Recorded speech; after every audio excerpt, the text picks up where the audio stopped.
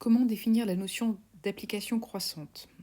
Alors, en fait, une application est croissante si on prend deux éléments ordonnés de l'ensemble de départ, x et y, alors leur image vont être ordonnées dans le même sens, c'est-à-dire que f de x va être inférieur à f de y.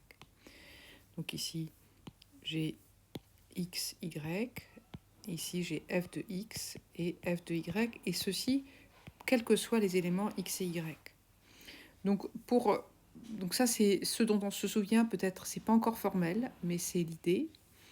Donc on a besoin de quoi? On a besoin d'une application, et on a besoin que à la fois dans E et à la fois dans F, puisque ça c'est des éléments de F, on ait une structure d'ordre, c'est-à-dire quelque chose qui s'écrit inférieur ou égal, qui se passe, dont on verra plus précisément la définition plus tard.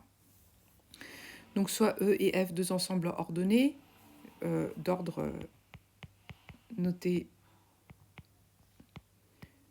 inférieur ou égal. On dit que F de E dans F, une application. On dit...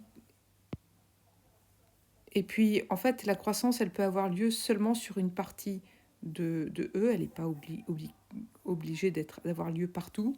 Donc, on dit que F est croissante sur A si, pour tout élément de A, si les éléments sont ordonnés dans un sens, leurs images sont ordonnées dans le même sens.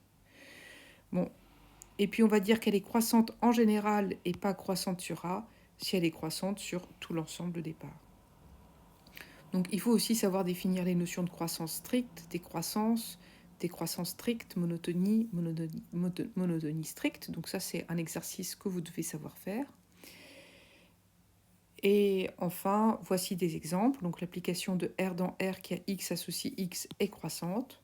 L'application de X de R dans R qui a X associe X2 est croissante sur 0 plus l'infini et décroissante sur moins l'infini 0. Mais pour étudier ces croissances-là, généralement, on utilise des choses connues en analyse, donc les fonctions dérivées.